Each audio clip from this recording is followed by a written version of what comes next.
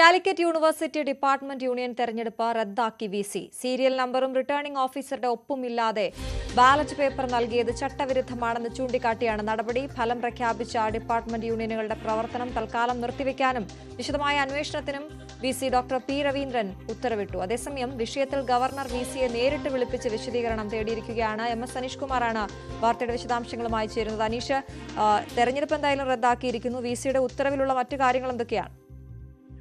അശ്വതി, കഴിഞ്ഞ ദിവസം നടന്ന സർവകലാശാല യൂണിയൻ തെരഞ്ഞെടുപ്പിൽ വലിയ സംഘർഷമാണ് ഉണ്ടായിരുന്നത്. ഇതേ തുടർന്ന് ക്യാമ്പസ് അടച്ചിടുകയും ചെയ്തു. ഇതിന്റെ തുടർച്ച എന്നവണ്ണമാണ് ഇപ്പോൾ ഈ നടപടികൾ വിസിയുടെ ഭാഗത്തു നിന്നും ഉണ്ടായത്. ബാലറ്റ് പേപ്പറിൽ സീരിയൽ നമ്പറും റിട്ടേണിംഗ് ഓഫീസറുടെ ഒപ്പം പതിക്കാതെ തെരഞ്ഞെടുപ്പിന് നൽകി എന്നതാണ് ഏറ്റവും പ്രധാന കൃത്രിമമായി വിദ്യാർത്ഥികൾ ആരോപിച്ചത്. ഇത് ചൂണ്ടിക്കാട്ടി ഒരു വിഭാഗം വിദ്യാർത്ഥികൾ പരാതിയുമായി രംഗത്തെത്തി. ഇതേ ചൊല്ലി വിദ്യാർത്ഥികൾ തമ്മിൽ ക്യാമ്പസിൽ പരസ്പരം ഏറ്റുമുട്ടുന്ന ഒരു സാഹചര്യം ഉണ്ടായിരുന്നു.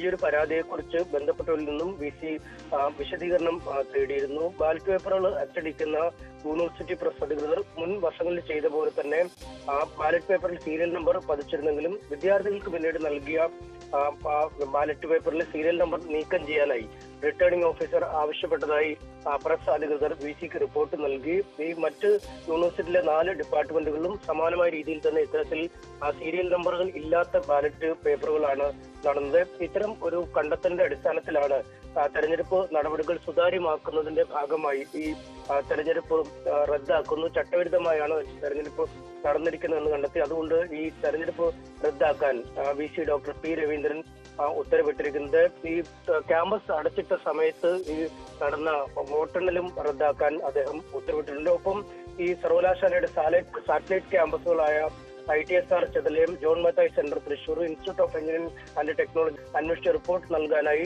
ഈ സീനിയർ അധ്യാപകരടങ്ങുന്ന 5 കമ്മിറ്റിയും നിയോഗിച്ചിട്ടുണ്ട്. ഈ കമ്മിറ്റി 10 ദിവസത്തിനുള്ളിൽ റിപ്പോർട്ട് നൽകണമെന്നാണ് നിർദ്ദേശം നൽകിയിരിക്കുന്നത്.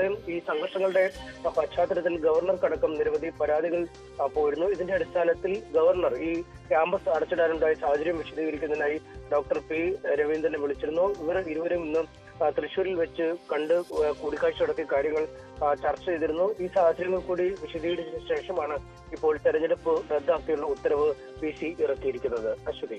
ശരി, MS അനീഷ് കുമാറാണ് വിവരങ്ങൾ നൽകിയത്.